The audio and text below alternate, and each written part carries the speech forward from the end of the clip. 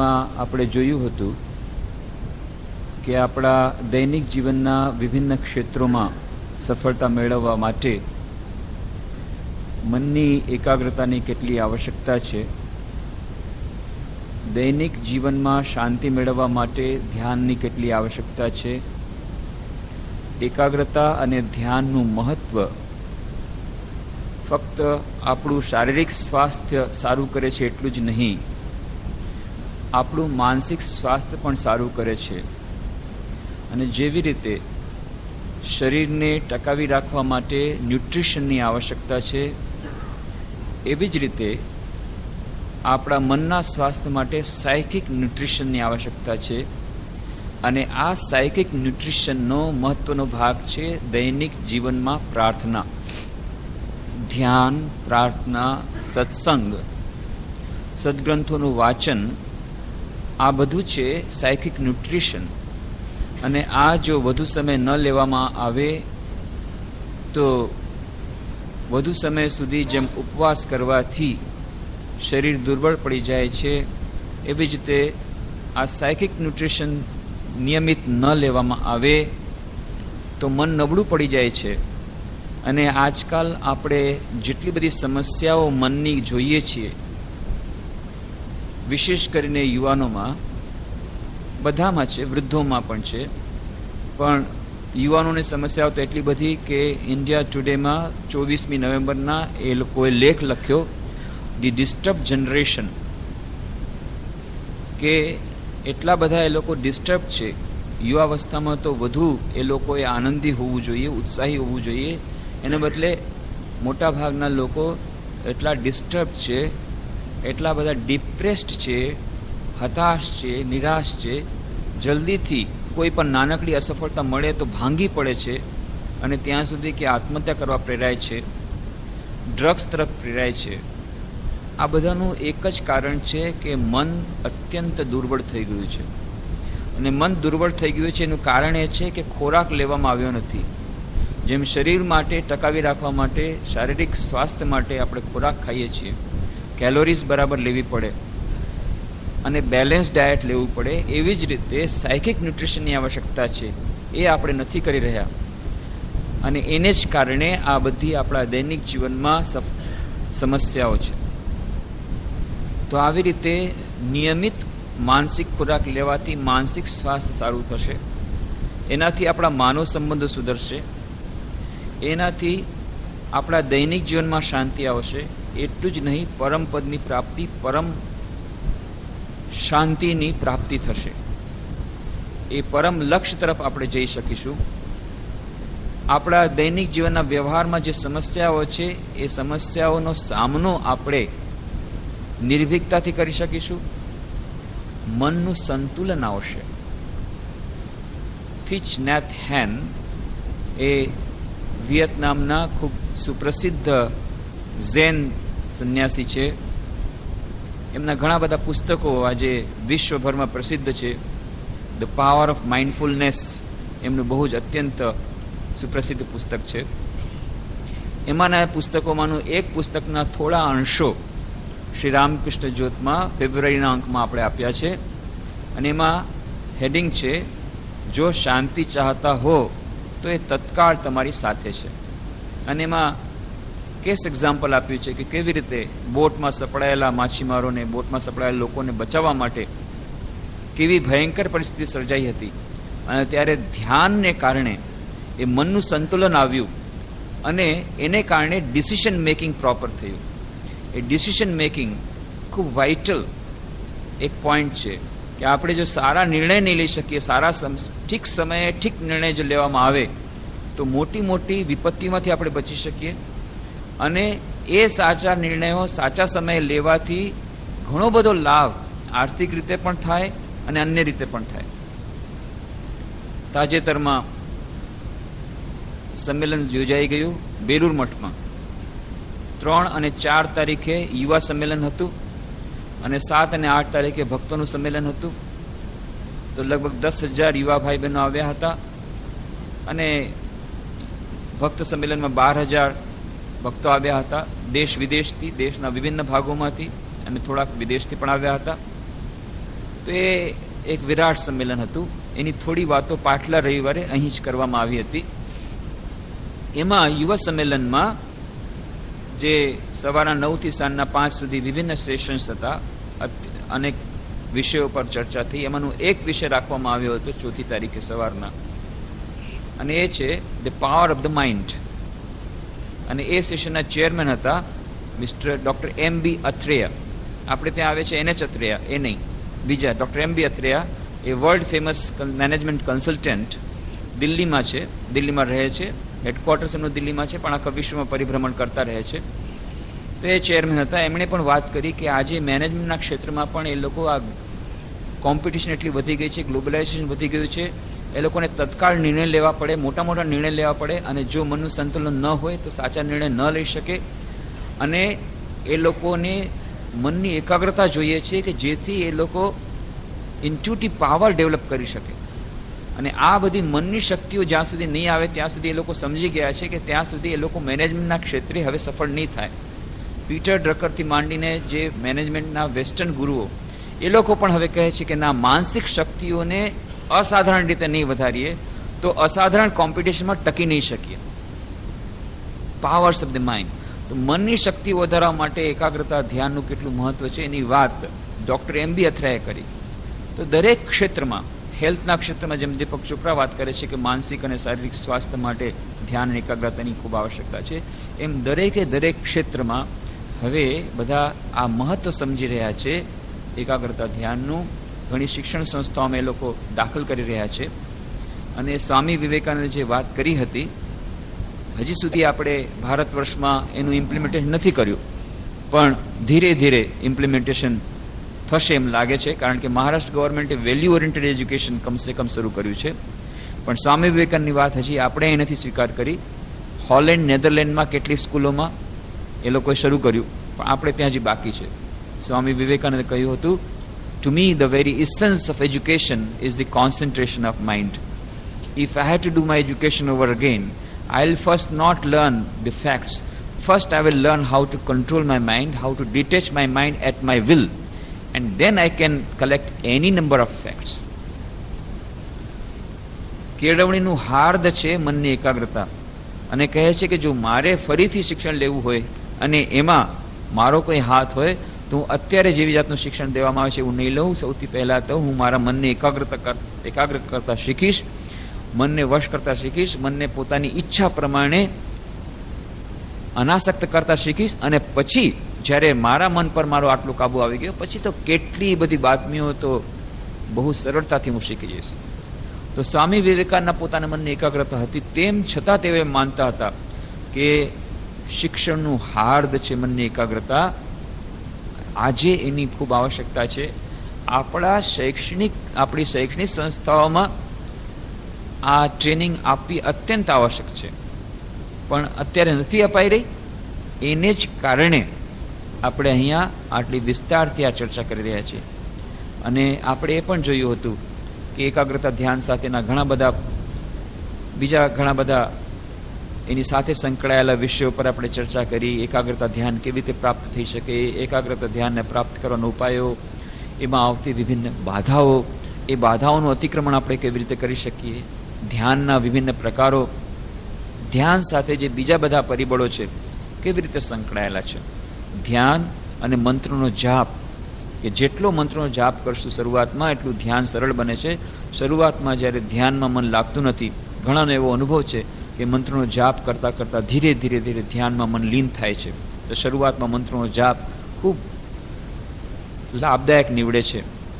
તો ધ્યાન અને મંત્રોનો જાપ, ધ્યાન અને પ્રાર્થના, ધ્યાન અને દૈનિક જીવનનું કાર્ય કેવી રીતે સંકળાયેલા છે કે સ્વામી તુર્યાનંદજી મહારાજે કહ્યું હતું, એની વાત આપણે કરી હતી વિસ્તારથી.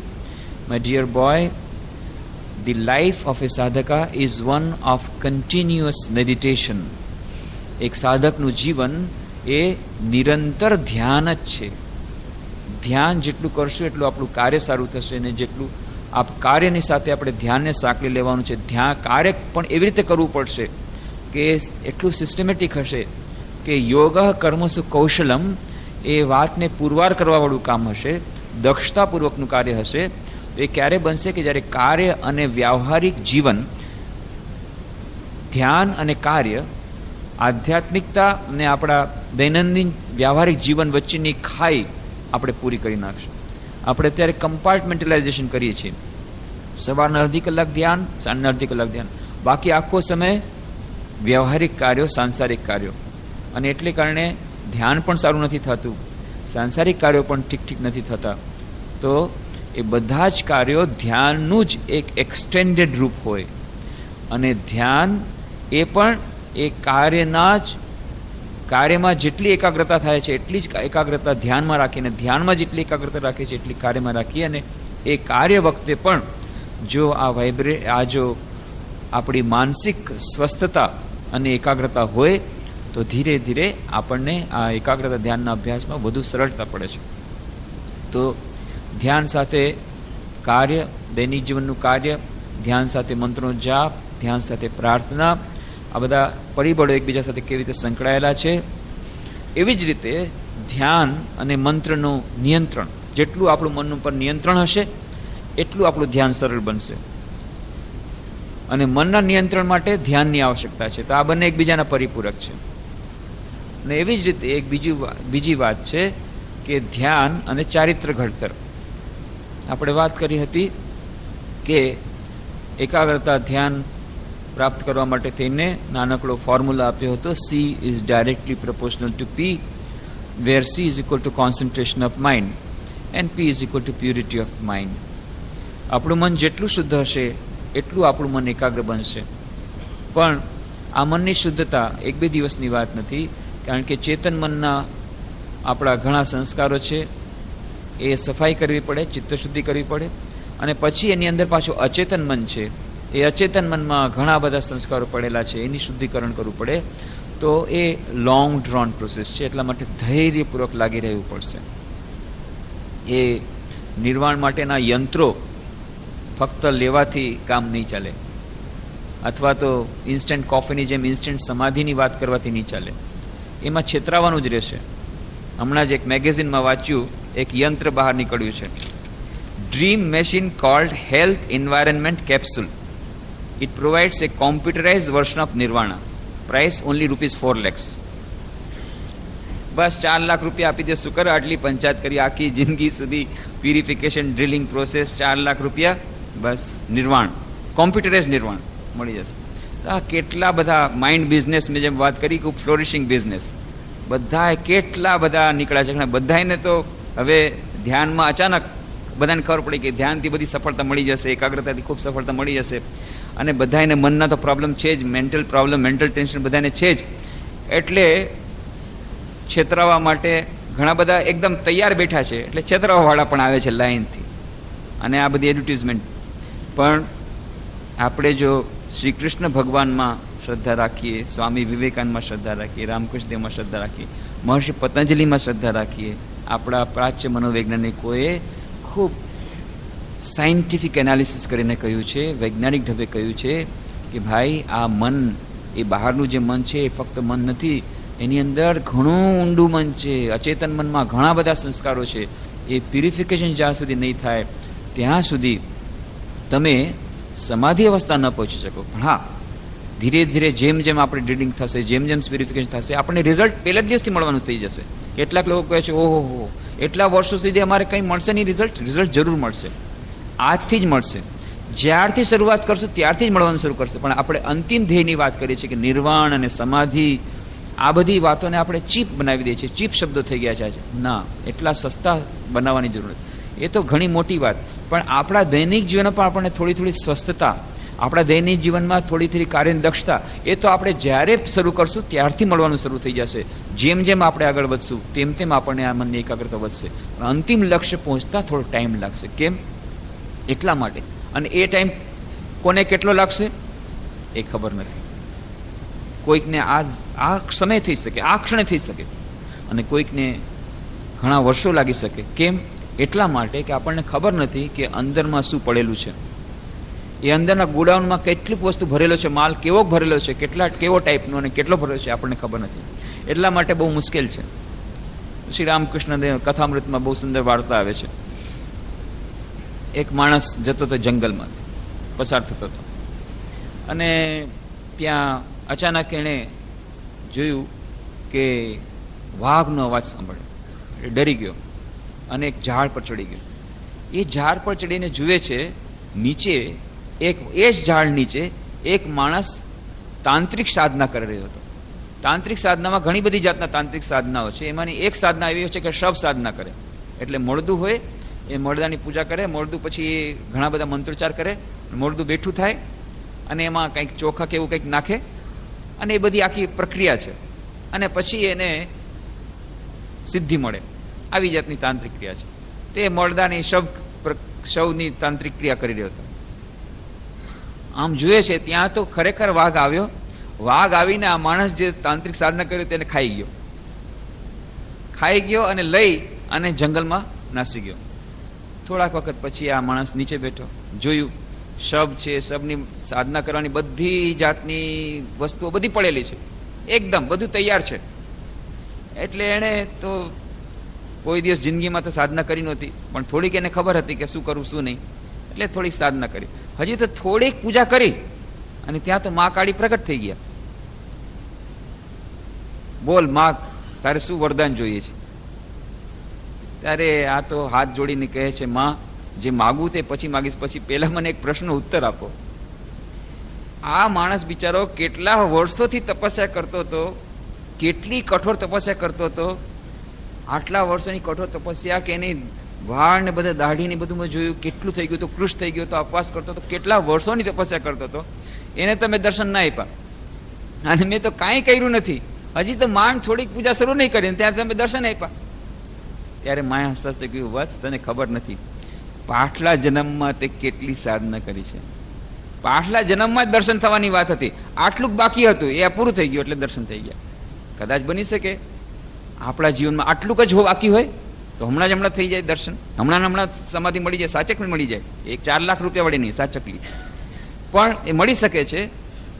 આપણા સંસ્કારો કેવા છે એના ઉપર આધાર રાખે છે. એટલા માટે આપણે નિરાશ ન થવું જોઈએ. કોનું કેટલું કરેલું છે પાછલા વખતનું ખબર નથી. અને બીજી વાત એનાથી આપણને એક મોટું લેસન એ મળે છે, મોટી શીખ એ મળે છે, never compare your self with others.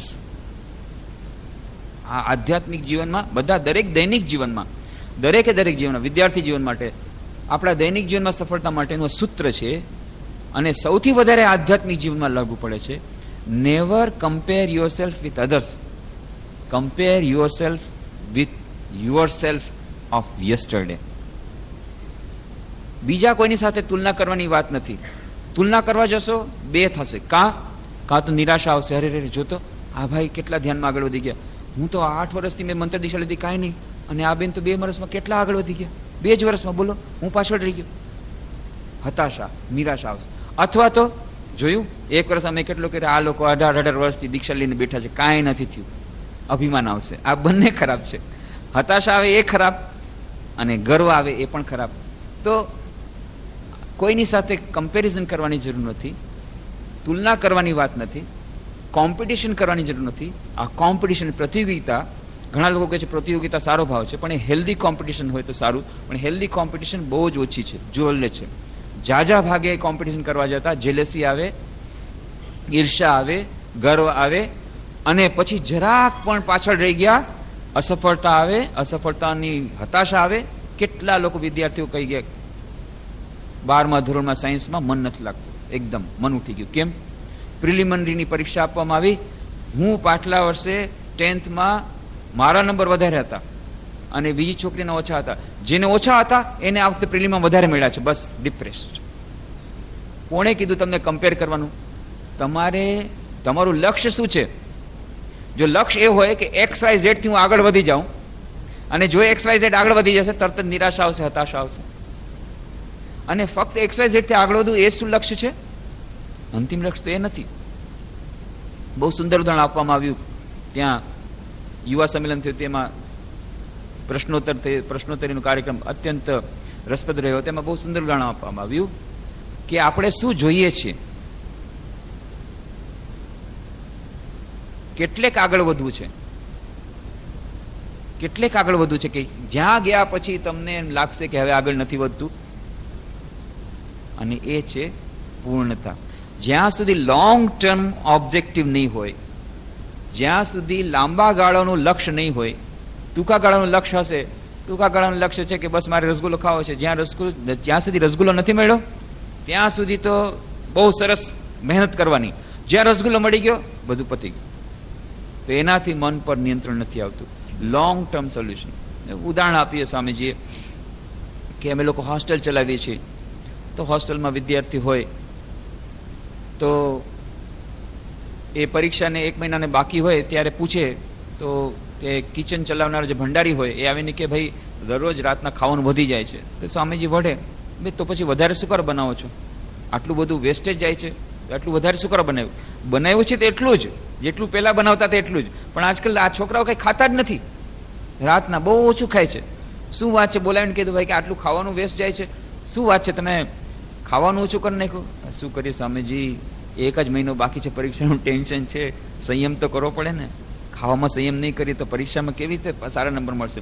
એટલો અદ્ભુત સંયમ, કેટલો અદ્ભુત સંયમ. અને ખાવામાં બધાયમાં ટીવી જોવાનું એકદમ પોતાને મેળે બંધ, સુવાનું ઓછું થઈ ગયું. યોગીઓ પણ ન કરી શકે એવું કામ કરે, આખી રાત જાગે ક્યારેક તો, એવું અદ્ભુત કામ કરે. પણ જ્યાં પરીક્ષા પતી ગઈ તરત જ વિદ્યાર્થી આવીને કે સ્વામીજી અમે જઈએ છીએ. શા? કે ફરવા. કેમ? તો કે સ્વામીજી પરીક્ષા આપીને થોડું રિલેક્સ થવું છે. રિલેક્સ થવામાં બધું પતી ગયું, બસ પછી પતી ગયું, પછી આખું પંચર. તો એ મનના નિયંત્રણથી નહીં થાય. લોંગ ટર્મ ગોલ નહીં હોય કે આપણે પૂર્ણતા તરફ જવું છે, પરફેક્શન તરફ જવું છે. તો આ જ્યારે કોમ્પિટિશનની વાત આવે છે, કમ્પેરિઝનની વાત આવે છે, ત્યારે હતાશા નિરાશા આવે, અથવા ઈર્ષા આવે, ગર્વ આવે, અહંકાર આવે. પણ આપણે જો કોમ્પિટિશન કરવી છે તો આપણે પોતાની સાથે કોમ્પિટિશન કરીએ કે ગઈકાલે મારું ધ્યાન આવું લાગતું હતું, મને ગઈકાલ સુધી મારું ટેન્શન હતું, ગઈકાલ સુધી મારી દક્ષતા આટલી હતી, હમણાં 6 મહિનામાં મેં આટલું પ્રગતિ કરી રહ્યો છું મારા પોતાની સાથે. કેમ? મને ખબર નથી. આપણે બહારથી જોઈએ છીએ કે આ ભાઈને જો 1 વર્ષમાં કેટલા આગળ હતી, એણે પૂર્વજન્મમાં ઘણું કર્યું હશે. અથવા તો એવું પણ બની શકે કે આપણે અત્યારે હતાશ નિરાશ થઈએ છીએ કે હું પાછળ રહી ગયો. નહીં, કદાચ આપણે પૂર્વજન્મમાં ઘણું કરેલું હોય અને ધીરે ધીરે સંસ્કારો દૂર થાય અને આપણે દ્રુત ગતિથી આગળ વધી જઈએ. તો કોણે કેટલું કર્યું છે એ જાણવાની કુંજી આપણી પાસે નથી. પણ એટલું છે કે કર્મનો સિદ્ધાંત કહે છે કે જેવું કર્મ તેવું ફળ, જેવી સાધના તેવી સિદ્ધિ. જો આપણે સાધના કરશું, જે પ્રમાણે આપણા ગુરુદેવે કહ્યું છે એ પ્રમાણે બરાબર એ ઉપદેશનું પાલન કરતા કરતા સાધના કરશું, અવશ્ય ફળ મળશે, એ સિદ્ધિ અવશ્ય મળશે. આવી જાતનું કોન્ફિડન્સ, આવી જાતનો વિશ્વાસ આપણે જેટલો રાખશું, જેટલી શ્રદ્ધા રાખશું, એટલું આપણને સાધનામાં સરળતા પડશે, આ મનોનિગ્રહમાં સરળતા પડશે. તો never compare your self with others, compare your self with your self. આ એક સિદ્ધાંત એ પ્રત્યેક ક્ષેત્રમાં આપણને એ કરશે. અને આ મનોનિગ્રહ જેટલો થશે, તો મનોનિગ્રહ માટે આપણે વાત કરી હતી, it is A long run process. એનાથી આપણે એ નિરાશ હતાશ કરવા માટે નથી, પણ આપણને વધુ સારી રીતે મહેનત કરવા માટે, લાંબે ગાળે મન કરવા માટે, તૈયાર કરવા માટે આપણને પ્રેરણા આપે એમ છે. હતાશ કરવા માટે નહીં, પ્રેરણા આપવા માટે આવી વાત કરવામાં આવી. સતુ દીર્ઘકાલ નૈરંતર સત્કારા સેવિતો દૃઢભૂમિ, પતંજલિ કહે છે. દીર્ઘકાળ સુધી નિરંતર સાધના કરવી પડશે, એના માટેની તૈયારી રાખવી પડશે. એ યોગીની આપણે વાત કરી હતી, 2 યોગીની, કે જે યોગી કહે છે કે હું આટલી સાધના કરવા તત્પર છું અને તરત જ ફળ મળી ગયું, અને જે હતાશ થઈ ગયો, નિરાશ થઈ ગયો, ધૈર્ય ખોઈ બેઠો. એટલે જ શ્રી રામકૃષ્ણ કહે છે હરિથી લાગી રહો રે ભાઈ તોર બનત બનત બની જાય. મીરાબાઈનું ભજન શ્રી રામકૃષ્ણ સંભળાવતા કે જરૂર બની જશે, ચિંતા નહીં કરો, હતાશ નહીં થાવ. અત્યારે મન કદાચ સારું નથી તમારું, એનાથી હતાશ નહીં થાવ. ધીરે ધીરે આ મન સારું થશે, ધીરે ધીરે ધ્યાનમાં અવશ્ય મન લાગશે, પણ તમે લાગી રહો, સાધનામાં લાગી રહો. હરિસે લાગી રહો રે ભાઈ, હરિસે લાગી રહો રે ભાઈ તોર બનત બનત બની જાય. શ્રી રામકૃષ્ણ અંકા તારે બંકા તારે તારે સુજન કોસાઈ, એ ઘણી બધી વાતો એમાં આપેલી છે ગીતમાં, બહુ સુંદર વાતો. તો એ ધૈર્યપૂર્વક આપણને સાધના કરવા માટે, અને એટલા માટે કહ્યું યમ, નિયમ, આસન, પ્રાણાયામ, પ્રત્યાહાર, ધારણા, ધ્યાન અને પછી સમાધિ છે. ધ્યાન એટલે સમાધિનું પછીનું સોપાન, 7મ સોપાન છે. અષ્ટમ સોપાન તો પછી સમાધિ છે, પછી તો બધું પતી ગયું, પછી તો પૂર્ણતા પ્રાપ્ત થઈ ગઈ. તો સપ્તમ સોપાન છે ધ્યાન. તો એ સપ્તમ સોપાનમાં આપણે એકદમથી છલાંગ ન લગાવી શકીએ. તો સાથે સાથે યમ નિયમનું પણ પાલન કરવું પડશે, અને જેટલા પ્રમાણમાં યમ નિયમનું પાલન કરી શકીશું એટલા પ્રમાણમાં ધ્યાન આપણું સારું થશે, એકાગ્રતા આવશે, મનોનિગ્રહ થશે, મન પણ નિયંત્રણ આવશે. યમ અને નિયમ એટલે બીજું કાંઈ નહીં, એ જ સત્ય, અસ્તેય, બ્રહ્મચર્ય, પરિગ્રહ, હિંસા, એ બધું આ બધા ચારિત્ર ઘડતરના ગુણો છે. તો આ એક નવો ફોર્મ્યુલા આજે આપણે શીખીશું. જે વાત કરીએ તેને ફરીથી કહીએ કે એકાગ્રતા ધ્યાન માટે મનોનિગ્રહની આવશ્યકતા છે. આપણું મન જેટલું નિયંત્રિત હશે, આપણું મન જેટલું વશમાં હશે, એટલા પ્રમાણમાં આપણે એકાગ્રતા અને ધ્યાનમાં આગળ વધી શકીશું. અને આ મનના નિયંત્રણ માટે, આ મનના વશ માટે એટલી વાતો યાદ રાખવાની, ચારિત્ર ઘડતરના જે પાયાના ગુણો એને આપણા જીવનમાં વણી લેવા પડશે. તો આપણું ચારિત્ર ઘડતર જેટલું વધુ થશે, આપણા દૈનિક જીવનમાં ચારિત્ર ઘડતરના જેટલા ગુણો આપણા જીવનમાં આવશે એટલા પ્રમાણમાં મન આપણું નિયંત્રિત થશે, મન વશમાં આવશે, અને આપણે ધ્યાન એકાગ્રતામાં વધી શકીશું આગળ. આ બંનેને કમ્પાર્ટમેન્ટલાઇઝેશન ન કરી શકીએ. આપણે જેવું ફાવીએ તેવું જીવન જીવીએ, જેવું ફાવે તેવું જીવન જીવીએ, અને પછી કહીએ કે આપણું મન એકાગ્ર કેમ થતું નથી. ઘણા વિદ્યાર્થી આવે છે, મન એકાગ્ર થતું નથી. ક્યાંથી થાય? ખોરાક શું લ્યો છો? કેવો ખોરાક લ્યો છો? 3-3, 5-5, 6-6 કલાક તમે વિભિન્ન ચેનલ્સ દ્વારા જે ખોરાક લ્યો છો, અને પોતાના ફ્રેન્ડ સર્કલ સાથે બેસીને જે વાતચીત કરો છો, જે પુસ્તકો અને મેગેઝિન તમે વાંચો છો, જે એટમોસ્ફિયરમાં તમે રહ્યો છો, આ બધું કર્યા પછી તમે જો પ્રશ્ન પૂછો મન એકાગ્ર કેમ થતું નથી, ગટરનું પાણી પીધા પછી કહો છો કેમ બીમાર પડી ગયા, તો ગટરનું પાણી પીવાથી એમ જ થશે. અમૃત પીઓ વેદાંતનું, આધ્યાત્મિક સાધનાનું, તો જરૂર મનની સ્વસ્થતા આવશે, મનની એકાગ્રતા આવશે. તો ચારિત્ર વિકાસના ગુણો જેટલા પ્રમાણમાં આપણા જીવનમાં આવશે, યમ નિયમ વગેરે, એટલા પ્રમાણમાં આપણને ધ્યાનમાં સફળતા મળશે, મનોનિગ્રહમાં સફળતા મળશે. અને ચારિત્રના ગુણો કેવી રીતે આવે? યમ નિયમમાં આપણે કેવી રીતે આગળ વધી શકીએ? સત્યનું પાલન કરવા જતાં જ આપણને ખૂબ સમસ્યા આવે છે. સત્યનું પાલન નથી કરી શકતા, પવિત્ર જીવન નથી જીવી શકતા, આપણે ચાહીએ છીએ તેમ છતાં નથી કરી શકતા. એનું કારણ શું છે? આપણું મન નિર્બળ છે. તો મનને સબળ બનાવવા માટે શું કરવું પડે? ધ્યાન અને એકાગ્રતાનો અભ્યાસ કરવો પડે. તો ફોર્મ્યુલા એ જ છે કે આપણે એકાગ્રતા ધ્યાનના અભ્યાસમાં આગળ વધવા માટે ચારિત્ર નિર્માણ કરવું પડશે, અને ચારિત્ર નિર્માણ કરવા માટે એકાગ્રતા ધ્યાનનો અભ્યાસ કરવો પડશે. આ બંને એકબીજાના પરિપૂરક છે. તો ફક્ત ચારિત્ર નિર્માણના, વ્યક્તિત્વ વિકાસના આજકાલ કેટલી બધી શિબિરો થાય છે, લેક્ચર્સ થાય છે, એનાથી કાંઈ નહીં વળે. ઠીક છે, એનાથી મજા આવશે થોડીક, પણ ખરેખર વ્યક્તિત્વનો વિકાસ ફક્ત શિબિર દ્વારા નહીં થાય, લેક્ચર દ્વારા નહીં થાય. એના માટે દૈનિક જીવનમાં અભ્યાસ કરવો પડશે. એકાગ્રતા, ધ્યાન, પ્રાર્થના, સદગ્રંથનું અધ્યયન, આ બધો અભ્યાસ જો નહીં હોય તો વ્યક્તિત્વનો વિકાસ નહીં થઈ શકે. ફક્ત 15 દિવસની શિબિર કે 7 દિવસની શિબિર અટેન્ડ કરી લીધી, ગમે એટલી સારામાં સારી શિબિર હોય, અને મોટામાં મોટા વક્તા આવી ગયા, સારામાં સારા વક્તા આવી ગયા, એના દ્વારા વ્યક્તિત્વ વિકાસ નહીં થાય. દૈનિક જીવનમાં આપણે આ અભ્યાસ કરવો પડશે, એકાગ્રતા ધ્યાનનો. એકાગ્રતા ધ્યાનનો અભ્યાસ જેટલો કરશું એટલું આપણું ચારિત્ર ઘડતર થશે. ચારિત્ર ઘડતર જેટલું થશે એટલું આપણે એકાગ્ર ધ્યાનમાં આગળ વધી શકીશું. બંને ચારિત્ર ઘડતર અને ધ્યાન, એકાગ્રતા એ પણ એકબીજાના પરિપૂરક છે. આ જ વાત ત્યાં યુવા સંમેલનમાં કહેવામાં આવી, જે 3 અને 4 તારીખે થયું હતું. ઘણા બધા સારા પ્રશ્નો પૂછવામાં આવ્યા હતા. એક પ્રશ્નોત્તરીનું સત્ર હતું 4મી તારીખે. તો અંગ્રેજી, હિન્દી અને બંગાળી 3 પ્રકારના બોક્સ રાખવામાં આવ્યા હતા. 3 તારીખે પોતપોતાના પ્રશ્નો નાખી દો. તો લગભગ 600 પ્રશ્નો પૂછવામાં આવ્યા હતા, અને એક જ કલાકમાં બધાને જવાબ દેવા હતા. થોડા રિપ્રેઝેન્ટેટિવ, થોડા પ્રશ્નોના ઉત્તર આ 3 લેંગ્વેજમાં દેવામાં આવ્યા. એમાંનો એક પ્રશ્ન ખૂબ રસપ્રદ પ્રશ્ન, અને એમાં પૂછ્યું હતું કે ભાઈ આવી રીતે સ્વામી વિવેકાનંદ ચાહતા હતા કે આપણા દેશનું શાસન કોણ સંભાળે? કે જેઓ ત્યાગી હોય. ભોગીઓ દ્વારા શાસન થશે તો બરાબર નહીં થાય, ભ્રષ્ટાચારીઓ દ્વારા આ દેશનું શાસન બરાબર નહીં થાય. તો અમારી ઈચ્છા છે, યુવાનો કહે છે કે આ દેશમાં ત્યાગીઓ શાસન કરે.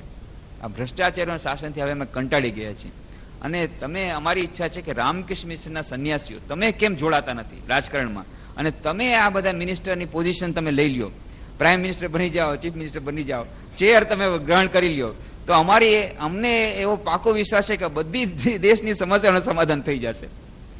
ત્યાગીઓ જયારે આવશે, દેશનું શાસન કરશે, આ દેશની બધી સમસ્યા થાય. મુખ્ય વાત જ છે ભ્રષ્ટાચાર. એ ભ્રષ્ટાચારીઓ અત્યારે બેઠા છે સીટ ઉપર, ટોપ મોસ્ટ પોઝિશન, એટલે ઉપરથી નીચે સુધી બધો ભ્રષ્ટાચાર ચાલે છે. તો ત્યાગીઓ જો શાસન કરવા આવશે તો બસ દેશની બધી સમસ્યા, અમને તમારા પર ખૂબ કોન્ફિડન્સ છે, એટલે તમે જલ્દીથી રાજકારણમાં જોડાઈ જાઓ. આ પ્રશ્ન હતો, કેમ જોડાતા નથી? પછી એનો ઉત્તર આપવામાં આવ્યો કે જો ભાઈ, સ્વામી વિવેકાનંદે રામકૃષ્ણ મિશનની સ્થાપના કરી ત્યારે શરૂઆતથી જ કહી દીધું કે આ એક આધ્યાત્મિક સંસ્થા છે. It is basically a spiritual organisation. એને પોલિટિક્સ સાથે કોઈ લેવા દેવા નહીં હોય, રાજનીતિ સાથે કોઈ લેવા દેવા નહીં હોય. આ વાત મેં ત્યારે ન કરી કે ભાઈ અમે લોકો જો રાજનીતિમાં જશું ને તો પછી અમારું પણ એવું જ થશે.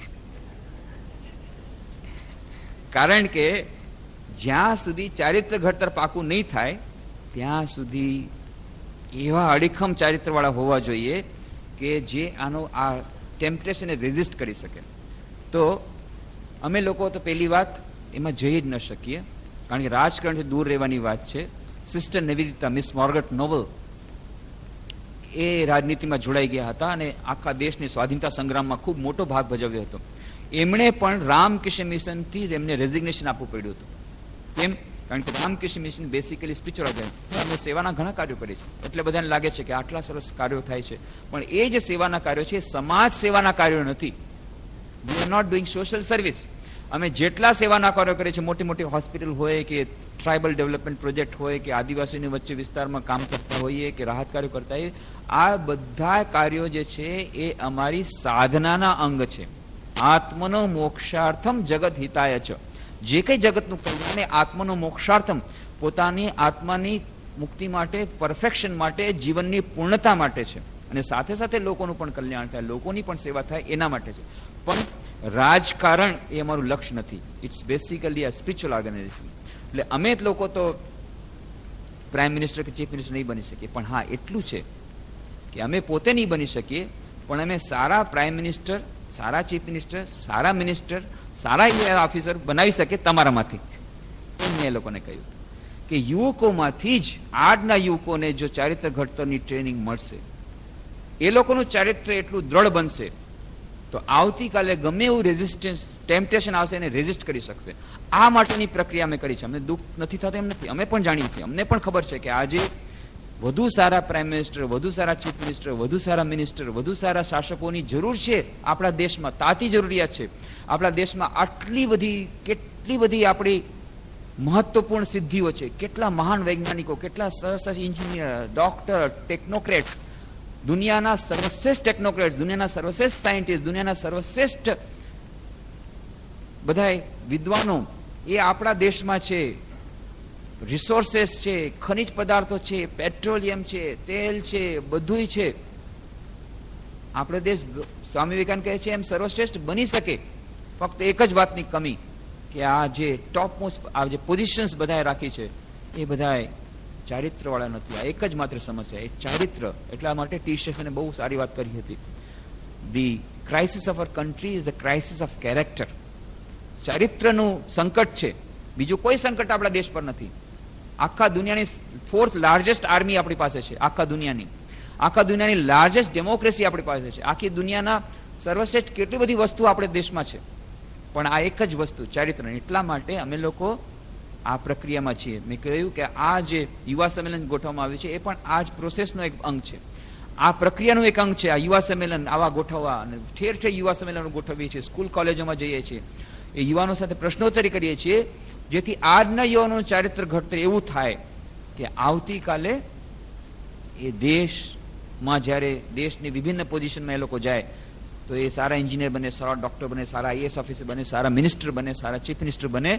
એની પ્રક્રિયા આજથી શરૂ કરવી પડે. આ લોકો, તમે લોકો, જો મેં એ લોકોને કહ્યું કે જો તમારા લોકો ચારિત્ર ઘડતર સારું હશે, અત્યારથી તમે લોકો સ્વામી વિવેકાનંદના ગ્રંથો વાંચો, ચારિત્ર ઘડતર કરશો, અને જો ચારિત્ર સારું હશે તો આવતીકાલે તમે સારા મિનિસ્ટર બનશો. એ પ્રક્રિયામાં અમે લોકો ભાગ લઈ શકીએ. અને આ ચારિત્ર નિર્માણ જેટલું થશે એટલા પ્રમાણમાં દેશ આગળ વધશે.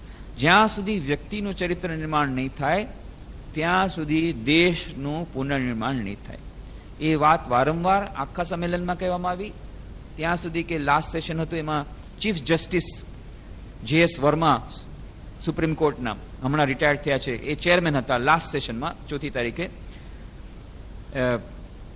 The need of moral and spiritual values for the youth એ સબ્જેક્ટમાં એમણે પણ આ જ વાત કરી કે આજે આ મૂલ્યોનો એટલો બધો હ્રાસ થઈ ગયો છે. આ સૌથી વધારે તાતી જરૂરિયાત છે આપણા દેશમાં, મૂલ્યોનું શિક્ષણ દેવું, ચારિત્ર ઘડતર કરવું.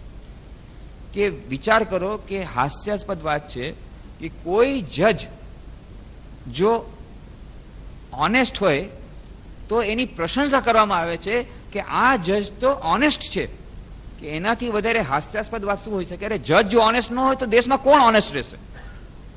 જજ પોતે કહે છે, ચીફ જસ્ટિસ વર્મા કહે છે, મને ઘણા લોકો કોમ્પ્લિમેન્ટ આવે છે કે તમારા જેવા ઓનેસ્ટ જજ છે.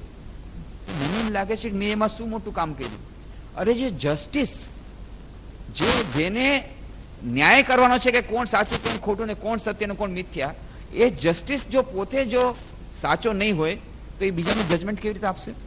તો આનાથી વધારે ખરાબ આપણે કલ્પના જ ન કરી શકીએ કોઈ દેશની, કે જ્યાં એમ કહેવામાં આવે કે કોઈ જજ જો ઓનેસ્ટ હોય તો કહેવામાં આવે બહુ સારું કામ કર્યું, તમે ઓનેસ્ટ છો. એનો અર્થ જ છે બ્રેકેટમાં કે બાકી બધા જજ ડિસઓનેસ્ટ છે.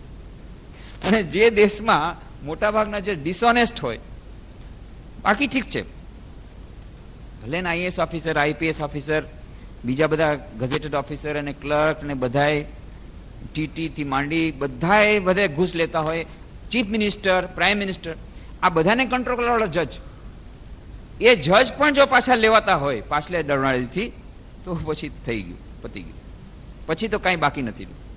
તો વાત એમ છે, ક્રાઇસિસ ઓફ કેરેક્ટર. ચારિત્ર નિર્માણ જ્યાં સુધી નહીં થાય, વ્યક્તિનું ચરિત્ર નિર્માણ નહીં થાય, ત્યાં સુધી દેશનું પુનર્નિર્માણ નહીં થાય. શરૂઆતમાં રામકૃષ્ણ મઠ મિશનના પ્રેસિડેન્ટ મહારાજ શ્રીમદ સ્વામી ભૂતેશાનંદજી મહારાજે એ વાત યાદ દેવડાવી, જે વાત અહીંયા પણ એકવાર કરી છે ને ઘણી વાર કહેવામાં આવી હતી. એમની વાત દેવડાવી, પેલા છોકરાની વાત, નટખટ બાળક હતો, એમણે પોતાની સ્પીચમાં આ વાત આપી. પૂજ્ય ભૂતેશાનંદજી મહારાજે પોતાની ઇનોગ્રલ એડ્રેસમાં વિદ્યાર્થીઓને જ્યારે સંબોધતી વખતે કહ્યું કે આ વાર્તાને યાદ રાખજો કે નટખટ બાળક હતો, એના પિતાએ કહ્યું હતું કે આ નકશાના ટુકડા કરીને આપ્યો, નકશાના ભારતનો નકશો ઠીક કરીને લઈ આવો. અને એમને લાગ્યું કે આ ભારતનો નકશો ઠીક નહીં કરી શકે, પણ બાળક લઈ આવે છે અને આખું ભારત ઠીક કરીને લાવે છે. અને જ્યાં કાશ્મીર, કન્યાકુમારી, આસામ, ગુજરાત બધું પોતપોતાની જગ્યાએ છે. આશ્ચર્યચકિત થઈ જાય છે પિતા, કેવી રીતે કર્યું? અને ત્યારે બાળકે કહ્યું કે ટુકડા ગોઠવતી વખતે જોયું કે પાછળમાં માણસની છબી છે, માણસના હાથ, પગ, મોઢું બધું ઠીક કર્યું, માણસ ઠીક થઈ ગયો, આખો દેશ ઠીક થઈ ગયો. એ જે વાત કરી, આ છે સ્વામી વિવેકાનંદના સંદેશનું હાર્દ. વારંવાર સ્વામીજી કહે છે, what we want is man making education, character building education. અને education alone is the penalty of all our evils. તમે ગમે એટલું હવે મતદાન કરો છો ને, તમે કરો, ગમે તે પાર્ટી આવશે, ગમે તે મિનિસ્ટર બનશે, ગમે તે પ્રાઇમ મિનિસ્ટર બનશે, પણ દેશની અવસ્થા સુધરવાની નથી જ્યાં સુધી સ્વામી વિવેકાનંદના સંદેશ પ્રમાણે દેશ નહીં ચાલે. એમણે પહેલા કહ્યું હતું, સૌથી પહેલી વાત છે દેશને શિક્ષિત કરો. જ્યાં 40% લોકો નિરક્ષર હોય, 51% બહેનો નિરક્ષર હોય, એની પાસે તમે શું વોટ લેવાના હતા? અને જે લોકો સાક્ષર છે, વાંચતા લખતા આવડે છે, દસ્તખત કરી આવડે છે, પણ નાગરિકતાનું કોઈ ભાન નથી, ઇનલાઇટેડ સિટીઝનશીપ નથી, એને ખબર નથી કે કઈ પાર્ટીનો કયો મેનિફેસ્ટો છે અને કોને વોટ દેવું, એની પાસે તમે વોટ, એ તો ફક્ત વોટ લેવાની વાત છે. એ વોટ લેવાની વાત નથી, વોટ ખરીદવાની વાત છે. જ્યાં સુધી વોટ ખરીદવાની વાત છે ત્યાં સુધી ખરીદવા વાળા જ આવશે, અને જ્યાં સુધી ખરીદવાની વાત આવે છે ત્યારે બિઝનેસમેન પૈસા સપ્લાય કરશે અને કર મુક્તિ મેળવશે, અને પછી પાછું નાણું ભેગું કરશે અને પાછું એને વ્હાઇટ કરશે, બ્લેકમાંથી વ્હાઇટ અને વ્હાઇટમાંથી બ્લેક. આ પ્રક્રિયા ચાલતી રહેશે જ્યાં સુધી દેશ શિક્ષિત ન થાય. સ્વામી વિવેકાનંદે 100 વર્ષ પહેલા બધી સમસ્યાનું સમાધાન આપી દીધું. રામકૃષ્ણજીના જાન્યુઆરીના અંકમાં સંપાદકીય લેખમાં આ બધું વિસ્તારથી આપ્યું છે કે આપણા દેશની બધી સમસ્યાનું મૂળ ક્યાં છે? શિક્ષા. જ્યાં સુધી દેશ શિક્ષિત નહીં થાય, નંબર 1. અને ફક્ત સાક્ષરતા આપવાથી નહીં ચાલે, ચારિત્ર ઘડતર વાળી ટ્રેનિંગ આપવી પડશે. અને જ્યાં સુધી વ્યક્તિનું ચરિત્ર ઘડતર નહીં થાય ત્યાં સુધી દેશનું પુનર્નિર્માણ નહીં થાય. પાર્લામેન્ટના ગમે એટલા કાયદા તમે ઘડી નાખો, સ્વામીજી કહે છે પાર્લામેન્ટના કાયદા ઘડવાથી કાંઈ નહીં થાય. જે લોકો વોટ આપશે એ લોકો ક્યાં છે? ડેમોક્રેટિક કન્ટ્રી, આપણું તો largest democracy in the hall world. આખા વિશ્વમાં સૌથી મોટી ડેમોક્રેટિક કન્ટ્રી આપણી છે, અને એના લોકો 40% લોકો નિરક્ષર છે. પેલા તો માસ સ્કેલ પર યુવાનો પૂછતા હતા કે મારે શું કરવું જોઈએ. અરે પેલા લાગી જાઓ કામ પર, વાત નહીં કરો. તમારા ગામડામાં કમસે કમ એક પણ લોક નિરક્ષર ન હોવો જોઈએ. તમારી આસપાસનો કોઈ પણ લોક નિરક્ષર ન હોવો જોઈએ. કામ કરો, એમાં કોઈ પૈસા લાગવાના નથી. કે હું 10 લોકોને કહીશ એટલું તો દરેક યુવક કરી શકે છે. ત્યાં રામકૃષ્ણ મિશન ના રાંચીના કેન્દ્રમાં, દિવ્યાંગ કૃષિ વિજ્ઞાન કેન્દ્રમાં એક ટ્રાઇબલ ડેવલપમેન્ટ પ્રોજેક્ટ છે. એ આદિવાસી બધા યુવાનો આવે ગામડેથી, એ લોકોને 6 મહિના 6 અઠવાડિયાનું 3 મહિનાનું ટ્રેનિંગ પ્રોગ્રામ આપવામાં આવે. બીજું કાંઈ ન થાય, બીજું બધું ઘણું બધું શીખે. બી કીપિંગ, એગ્રોનોમી, હોર્ટિકલ્ચર, એનિમલ હસબેન્ડરી, સાથે સાથે ભારતીય સંસ્કૃતિ, આધ્યાત્મિકતા, એના વિશેનો એ લોકોનો ગર્વ, ચારિત્ર ઘડતર, આની ટ્રેનિંગ આપવામાં આવે. સોશિયલ સર્વિસ, સમાજ સેવા માટે એ લોકોને પ્રોત્સાહિત કરવામાં આવે. અને કેટલા એ લોકોમાં જ્યારે જાય તો પોતાની એ જે ફેરવેલ સ્પીચમાં બોલતા જાય કે બીજું કાંઈ નહીં તો હું એટલું તો કરીશ, મારા ગામડામાં બધું સારી રીતે સાયન્ટિફિક એગ્રીકલ્ચર કરવાનો બધું પ્રયત્ન કરીશ, પણ સાથે સાથે હું પ્રણ લઉં છું કે મારા ગામડામાં એક પણ બાળક અથવા એક પણ વૃદ્ધ નિરક્ષર નહીં હોય. કમસે કમ પોતાના દસ્તખત કરતા તો ને શીખવાડી દઈશ. એટલી બાહેંધરી આપી હતી. એ બાહેંધરી આપીને જાય. આવી રીતે જ્યારે લોકો શિક્ષિત થશે અને ચારિત્ર ઘડતર જ્યારે લોકોનું થશે, વ્યક્તિનું જ્યારે ચારિત્ર ઘડતર થશે, ત્યારે જ દેશનું પુનર્નિર્માણ થશે. ત્યાં સુધી જો નહીં થાય તો જાન્યુઆરીના અંતમાં એ વાર્તા આપી છે અકબર બીરબલની, બસ એવું જ થતું રહેશે. બધા કહે છે કેમ, બધા એમ જ કહે છે દેશનું કેટલો ભ્રષ્ટાચાર, બધા એમ જ કહે છે કેટલો ભ્રષ્ટાચાર. જ્યારે એ ટ્રેનમાં બેસે ત્યારે એ કહે કે આ સીપી લોકો કેટલા થઈ ગયા, પેલા 200 રૂપિયા લેતા હતા 200 રૂપિયા લે છે. ત્યારે એ લોકો જ કે, અને પાછા ગલ્લા ઉપર બેસે તો એ પાછા ડાલડામાં પછી ચરબી મેળવે. એ પોતાનું જોતા નથી. પાછા એ જયારે પાછા પોતાની ઓફિસમાં આવે ત્યારે કે આ પ્લાન સેન્કશન કરવાના 150 રૂપિયા હતા. કેમ ભાઈ તમે 50 રૂપિયા લેતા હતા, ગઈકાલે તમે ટીટીને તો તમે ટીટી પોસ્ટ કર્યું કે 100 ના 200 થઈ ગયા, તમારે કેમ 50 ના 150 થઈ ગયા? આ પ્લાન સેન્કશન કરવામાં આમાં તમારે શું કરવાનું છે? જે કામ તમારે કરવાનું છે ઓફિસ અવર્સમાં જ કરવાનું છે. એના માટે તમને ગવર્મેન્ટ પગાર આપે છે, ટીએડી આપે છે, પાછો વધારે આપે છે, વધારાના ઉપર વધારો આપી રહ્યા છે. હવે તો એને લીવ અને ડીએલએન ટીએલએન સીએલ બધું આપે છે. તેમ છતાં કેમ 150 રૂપિયા? તો આપણે પોતે ભૂલી જઈએ છીએ. આ વાર્તા યાદ રાખવાની અકબર બીરબલની. બીરબલે કહ્યું અકબરને કે તમારા દરબારીઓ બધા મસ્કા પરિસ્થિતિ વાળા છે, જી હજુરિયા છે, પણ આ હજુરિયા છે તમારું બધું કઈ નહીં. અરે બીરબલ તમને ખબર, મારા દરબારી બહુ સારા. અચ્છા ઠીક છે, પરીક્ષા લેવા ઠીક છે, આ પરીક્ષા હું એલાન કરી દઉં છું, પછી જુઓ. અને એલાન કરવામાં આવ્યું રાતના, અંધારી રાતના ભોજમાં બધાએ દરબારીએ એક લોટો દૂધ નાખવાનું છે. પેલા તો અકબર બહુ ખીજાઈ ગયો. અકબર કહે છે બીરબલ તું મારા દરબારનું અપમાન કરે છે. એ લોકો પોતાની જાન દેવા માટે તૈયાર છે, પ્રાણ ત્યાગ કરવા માટે તૈયાર છે, પોતાના આખા ઘરનો આખો ખજાનો દેવા તૈયાર છે. ફક્ત એક લોટાની દૂધની વાત કરે છે. હજુર પેલા આટલાથી શરૂઆત કરી. એક લોટો દૂધ ફક્ત નાખવાનું છે રાજાના કલ્યાણ માટે, રાજ્યના કલ્યાણ માટે, રાજાની ખુશી માટે, ફક્ત એક લોટો દૂધ. અને સવારમાં જોવામાં આવ્યું આખો હોજ પાણીથી ભરાયેલો. જોયું રાજા આશ્ચર્યચકિત, વાત શું થઈ ગઈ? મારા દરબારી આટલા સારા હતા, શું થઈ ગયું? કે સારા બધા હતા, પણ બધા એમ જ સમજે કે બીજા બધા સારા થાય ને પોતે એવા ને વારીએ. એટલે બધા વિચાર કરે આટલા બધા લોકો દૂધ લાવવાના છે, હવે હું મારો એક લોટો પાણી એમાં કોને દેખાવાનું છે? અને બધા એમ વિચાર કર્યો એટલે દૂધનું પાણી ટીપું ન મળે, દૂધનું પાણી ટીપું, બધું પાણી જ પાણી. આપણે બધા જ વિચાર કરીએ છીએ, ચીફ મિનિસ્ટર, પ્રાઇમ મિનિસ્ટર, બધા મિનિસ્ટર, આઈએએસ ઓફિસર, બધા જયારે ભ્રષ્ટાચારથી એકદમ સરસ થઈ જશે અને અહીંયા રામ રાજ્ય આવશે અને બધા એકદમ સત્યવાદી થઈ જશે, હરિશ્ચંદ્રના એકદમ બધા મોડલ થઈ જશે, ત્યાર પછી છેવટે હું પણ મારા જીવનમાં સત્યનું પાલન કરીશ, હું પણ પછી હરિશ્ચંદ્રનું મોડલ બનીશ. અને બધા એમ જ વિચાર કરે છે બાકી બધા હરિશ્ચંદ્ર બને પછી હું બનું. ત્યાં સુધી તો આપણે પાણી નાખતા જઈએ. એટલે આ દેશમાં એમને જ હોજ રહે છે. એટલા માટે સ્વામિકાને કહ્યું જ્યાં સુધી ચારિત્ર ઘડતર નહીં થાય ત્યાં સુધી દેશનું પુનર્નિર્માણ નહીં થાય.